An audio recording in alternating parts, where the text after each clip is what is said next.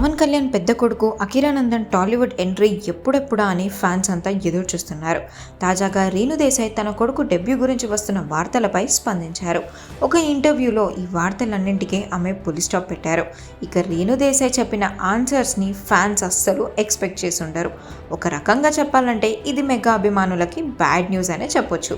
Akiranandan debut గురించి గత 2 సంవత్సరాలుగా మెగా ఫ్యాన్స్ ఎదురుచూస్తున్నారు. తన తండ్రి పవన్ కళ్యాణ్తో ఈ మధ్య అఖిరానందన్ ఎక్కువగా కనిపించడంతో టాలీవుడ్ ఎంట్రీ గురించి బాగా పుకార్లు వినిపిస్తున్నాయి. అయితే పవన్ కళ్యాణ్ నటిస్తున్న మోస్ట్ ఎవైటెడ్ గ్యాంగ్స్టర్ డ్రామా ఓజీలో ప్రత్యేక అతిథి పాత్రలో అఖిరా కనిపించబోతున్నాడని ఒక వార్త ఎప్పటి నుండో వైరల్ అవుతోంది.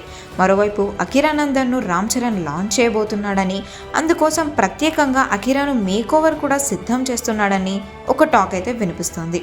అయితే రేణు దేశాయ్ తాజాగా ఒక పాడ్కాస్ట్లో ఈ 2 రూమర్స్పై స్పందించారు. అఖిరా ఓజీలో నటించడం లేదు, అలాగే రామ్ చరణ్ లాంచ్ చేయబోతున్నాడనే వార్తల్లో నిజం లేదని క్లారిటీ ఇచ్చారు.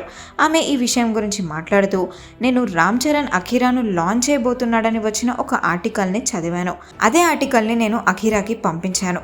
ఆ ప్లాన్ గురించి నాకు కూడా చెప్పంటూ ఫన్నీగా అఖిరాని అడిగాను.